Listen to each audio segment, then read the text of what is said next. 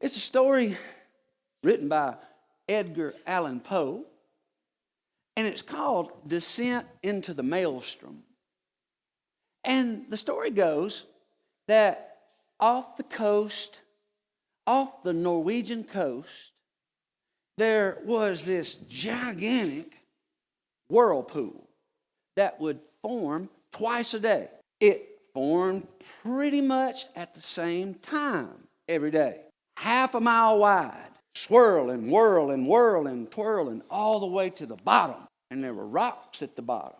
And anything imaginable, from a small piece of driftwood all the way up to a whale, could get caught in this maelstrom and it would suck them down. It is said that even though it was miles from shore, you could sometimes hear the cries of an unfortunate whale who swam too close, and even he could not break loose of that power. Took him down, crashed him, killed him on the rocks below. And so naturally, people stayed out of that area, even the fishermen. Now, those of you who are fishermen are already starting to see an opportunity here. Anytime there's a place where nobody else goes, what's that going to do for the fishing? It's going to be excellent. Dangerous? Yeah, in this case it was dangerous, but still excellent opportunity for fishing. And yet, of all the fishermen along that Norwegian coast, only two brothers had the guts to go and fish in that territory. But they were very careful. They knew what they were doing. They knew what time to be there, and they knew what time to be gone from there. And so every day they went to the same place at the same time and came back with the same thing, a boatload of fish. And one day they went out into the waters fishing near the maelstrom. Time came to head back, and they headed back toward shore as usual, carrying a big haul of fish. But suddenly the skies turned dark, and this hurricane force wind picked up, getting stronger and stronger. Waves began to crash, and it began to push their boat away from the land, out into the sea, in the direction of the maelstrom. They rowed as hard and fast as they could. They tried to use the sails, but the winds were so strong that the mast broke and the sails were useless. And there they were, helplessly drawn, sucked toward the maelstrom. And once they got there, they found themselves going round and round, slowly round and around this half-mile circle, on their way down, no way to break loose. And one of the brothers realized that they were about to die, and there was nothing he could do about it. He might as well just accept the fact that this is my time, and I've only got a few minutes to live. I'm going to be calm, I'm going to watch, and I'm going to pray, and I'm going to be ready. And as he watched and as he prayed, he started noticing a strange phenomenon. You know what that was? He started noticing that big objects, like whole oak trees that were caught in the maelstrom, they, first of all, went down the quickest, but they also went down the hardest. And they were the things, the whales and the giant oak trees, those were the things that went shoom, crashed to the bottom and were immediately destroyed. But he started noticing that smaller objects, especially cylinder type objects, like a barrel, a sealed barrel, for example, those barrels, those small barrels, they did go down, just like everything else, but they did not stay down as long. They popped up much faster and did not go nearly as deep, certainly not all the way to that rocky killer of a bottom.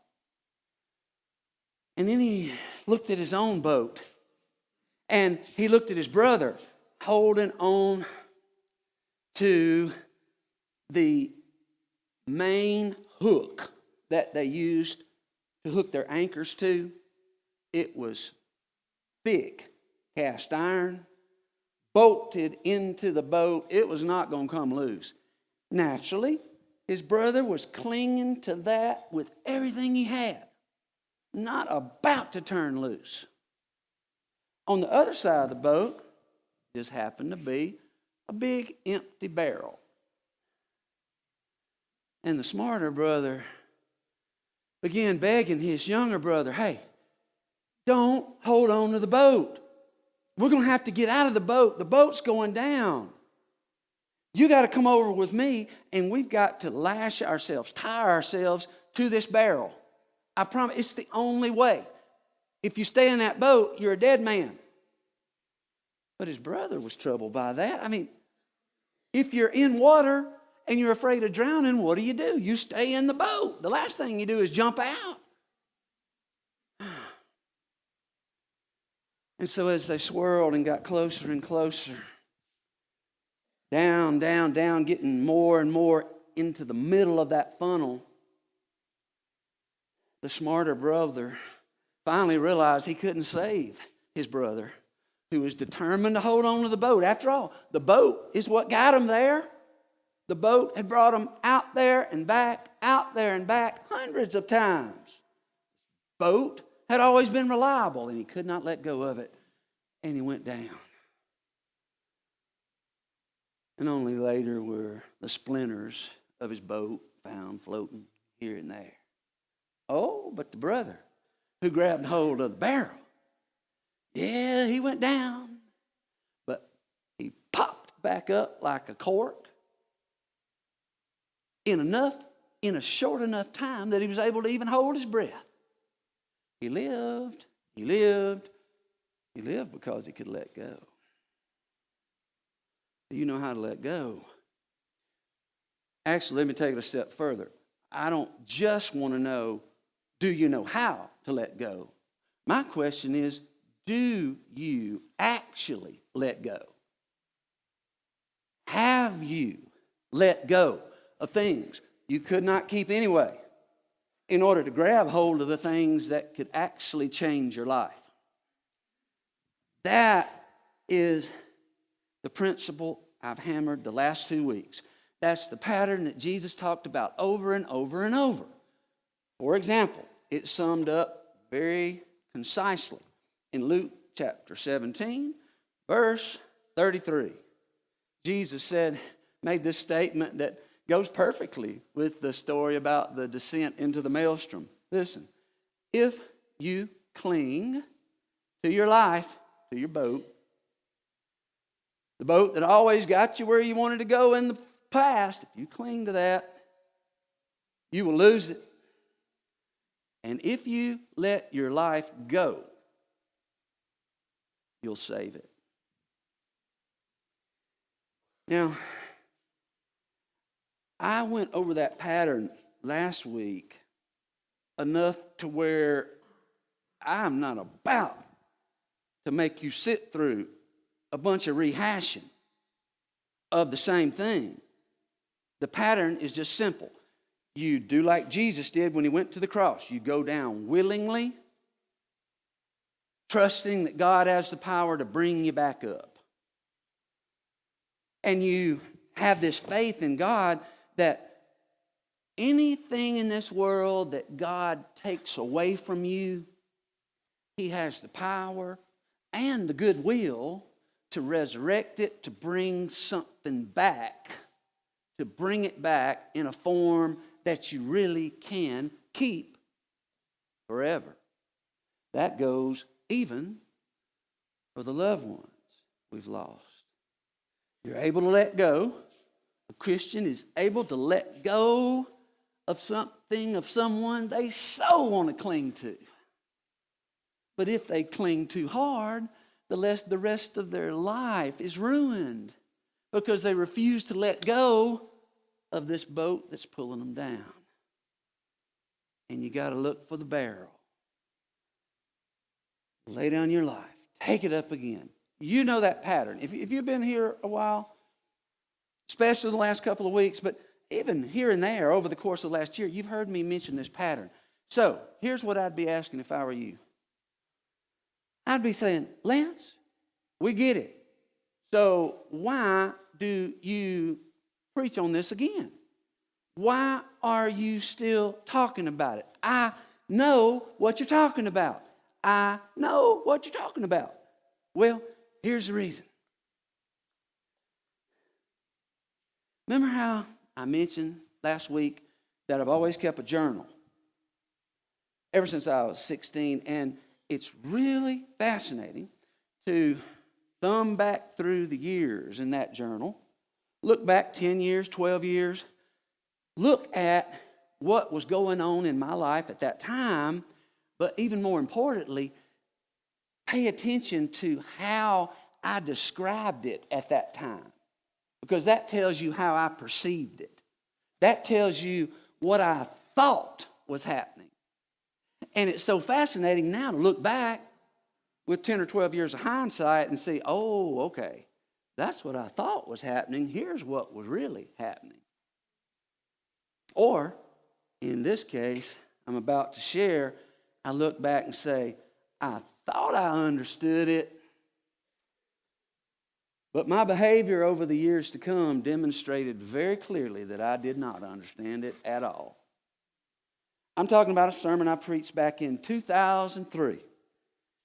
Look back over it a month or so ago, and do you know what I read, the words that I read in the notes of that old sermon? Go down willingly, trusting God to bring you back up. The cross will put to death things that you got to let go of.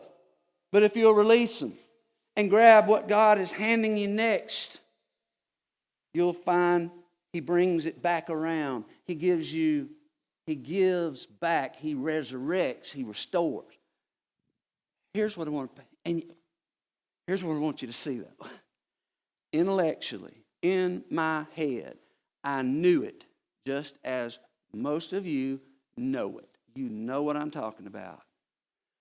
However, I did not understand what I was talking about. Because if you follow my journals, even if I just follow my memories of what happened over the next 12 years, oh my goodness, it was downright ridiculous for me to be trying to tell anybody, stop trying to save your life. Let it go. God will take care of it, because I could not do that myself. I thought I was doing it. I wasn't. You know why I know what I mean? For years after 2003, when I preached that sermon, I was just as intent on controlling things as ever. I continued trying to hang on to things that I could not let go of.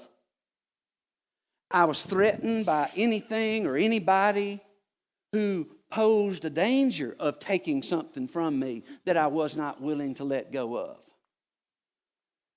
I hung on for dear life. That was reality. It's possible to know, and yet what you know makes no difference. It's possible to know all the right churchy answers, and yet it makes no difference whatsoever. You might as well not, unless it translates into you looking at things in a new way, a higher way. If attitudes don't change, if your faith is not growing, if your love for other people is not increasing, if you're not doing that, it's just a bunch of words that mean nothing. No matter what it is that whatever scriptural principle you're talking about. I learned something not long ago about the word understand. Simple enough word, isn't it? Understand. You break down the etymology of that word. You impressed? The etymology of that word. To understand means to stand under. To stand under. That is, you stand under whatever this circumstance is, whatever this situation is, and you don't squirm out, you don't run away, you don't box and fight, you stand under it until you understand it, until God matures you to the point of understanding. And real understanding always translates into change, positive change, growth. For example, growth. What's an example of growth? Things that used to make you want to fight,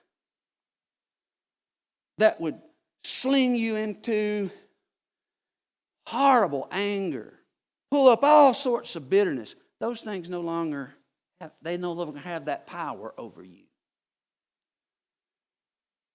Little things that used to scare you. You were so afraid. You were such a worrier because you were trying to hold on to everything. That's what a worrier is doing. A worrier is thinking that if I'll just worry about it enough, somehow it won't slip through my fingers. But when the time comes for it to slip through your fingers, it's gone, whether you're worried or not. Worry is an attempt to control the uncontrollable. If you still find yourself doing that, there's not been much transformation, and you don't understand death and resurrection as well as you think. And you'll remain a shallow Christian until you do. Once a young man asked his mentor, he said, "What is true spirituality? How would I know it if I had it? What's the sign that it's really there, that I've really grabbed hold of it? What is true spirituality?" The old believer looked at the young believer and said, "Spirituality is that which creates inner transformation." Let that sink in. Spirituality, Christian faith, whatever you want to call it, is that which creates inner transformation. If that's happening, that transformation, then you've got spirituality. But if it's not, and there's been little or no change in you, or the way you see things, or the way you respond to things, the way you treat the people close by, if there's been no change in that in the last 20 years, do you really have anything all that valuable? What is it you have? What good is a blanket that won't keep you warm? There are some of those out there, you know. Women are bad about buying them and bringing them home as decorative sets that have the pillows that go with them, and they're real puffy, and I don't know what they're made out of, nylon or something, and it's this thin material with this fake cotton and then a little, like a little screen, mesh screen, and it's very lightweight, and it makes it very hard to make up the bed. But the worst thing of all, those blankets, you ever try to keep warm with one of those? You better have an old quilt or two underneath it. A blanket that won't keep you warm, what good is it? And a spirituality, a faith that does not transform you, what good is it? How would you know if you're being transformed? Well, for one thing, people around you are going to notice the change. They will notice it, and they will point it out to you. Also, you'll find yourself in situations that you handle really well, and suddenly it hits you. Hey, I just handled that well. I didn't get upset. I didn't get scared. I didn't get worried. I didn't freak out. I handled it. 3 years ago, I couldn't have done that. Transformation. But what are some signs that you are not transforming? that you are not cooperating with Christ in this process. One is this: if you've still got a lot of negativity and resentment, and you just carry it around, and you're a complainer and you're a fault finder, pretty good indication that there are some things in your soul that need desperately to be put to death.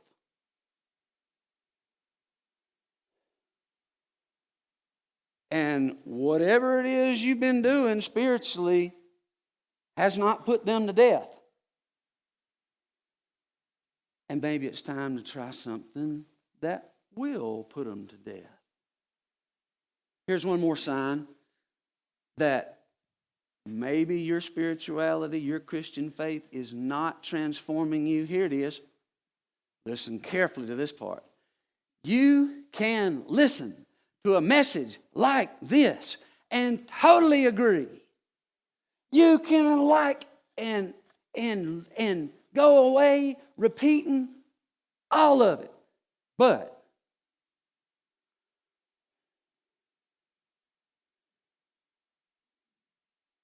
when you're actually called upon this week to let go of a little control,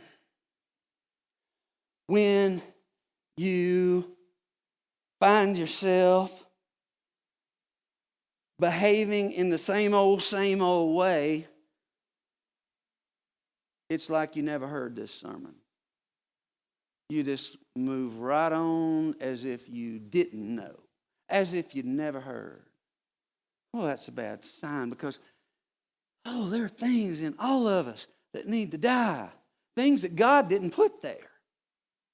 You know what needs to live? It's the part that'll live forever. Christ in you, the hope of glory. That's what God put there.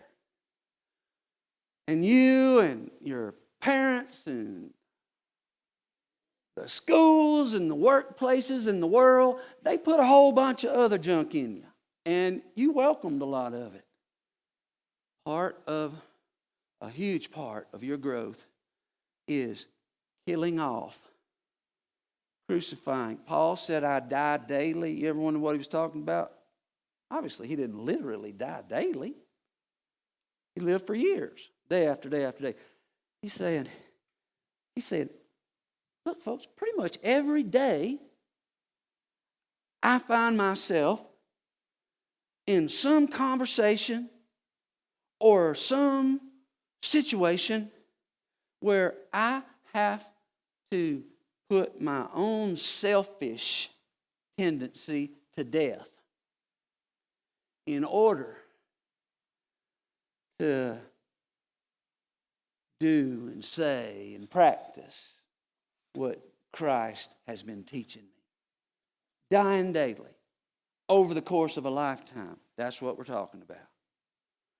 And when talking about that, there's one little creature on God's earth that can teach you as much or more about this business of willingly laying down your life only to take it up again in a bright, beautiful, amazing form. I'm talking about a squirrely looking little caterpillar. You've seen a caterpillar, a little caterpillar hanging on to that twig for dear life. But then, something starts changing. The little caterpillar begins weaving this web around himself. It's like he's putting on mummy clothes. It's like he's wrapping up in a funeral shroud.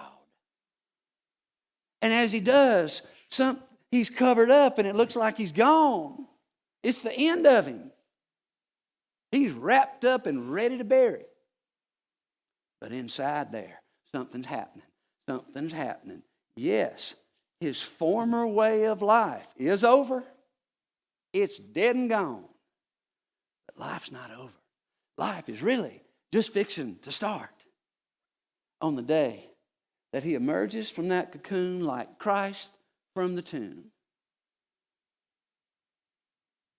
And is now living on a higher plane than he could have found any other way.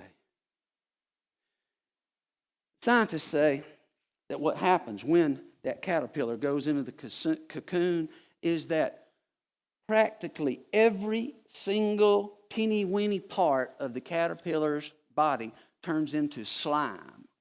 So if you go up to a cocoon at the right time and you stick a pin in it, slime is going to come out because that's all that's there. Almost all that's there. There's one other thing so tiny you can't see it with the naked eye. It's these little things, these little clusters of cells that are called imaginal disc. Imaginal disc. The imaginal disc are basically the DNA, the programming built in to survive the cocoon, survive the slime, to regenerate into new life, and be transformed into a butterfly. Imaginal disc, that potential that God put, that invisible potential that God put in the butterfly. He also put something like that in you. It's at work in you right now. 2 Corinthians 4:16 describes it, 16 through 18. This is why we never give up. Though our bodies are dying, our spirits are being renewed every day. Hear that? Body dying, spirit renewed. The spirit is that imaginal disc. It's that part of you that's growing, that's turning you into something you can't dream of. For our present troubles are small and won't last very long. Now, it can be very dark inside a cocoon. Ever been in a dark place for longer than you wanted to be there? Oh, but they won't last very long. They produce for us a glory that will vastly outweigh them and will last forever. So, we don't look at the troubles we can see now. Rather, we fix our gaze on things that cannot be seen. For the things we see now will soon be gone. But the things we cannot see will last forever.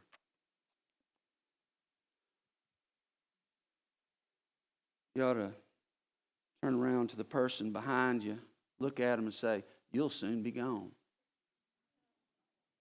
Don't. But look around. Look around. Walk up to your car, punch your button to unlock it today, and say, "You'll soon be gone." But I'm okay with that. Because whatever God takes away, there's always more. Because with God, there's never really an end to anything. Because the things of God are the things that last forever. You are one of those things. He created you in His image, formed you in His likeness. He sent His Holy Spirit to live in your body as a temple. And you got this imaginal disc in you, which is called Christ. Christ in you, the hope of glory. And if you want to really experience the glory, learn to let go and then take hold